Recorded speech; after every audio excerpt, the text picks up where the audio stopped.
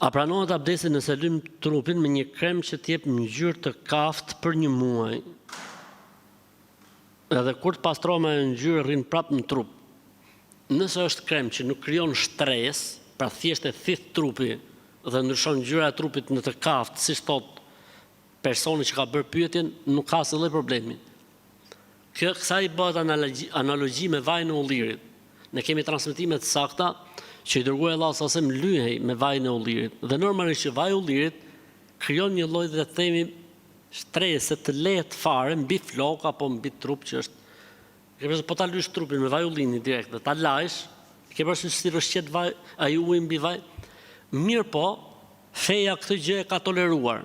Atëherë që nën kupton, nëse përdorimi i çdo lloj kremi përthithet nga trupi, po ndoshta depërtimi i ujit nuk është siç po t'jetë dora fikse pastër, ka tolerancë.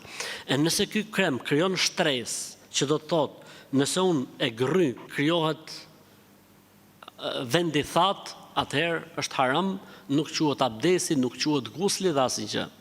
E njëjta pyetje vlen për keratinën që përdorin gratë për flokët. Nuk ka asnjë lloj problemi dhe namazi dhe abdesi dhe gusli është i saktë.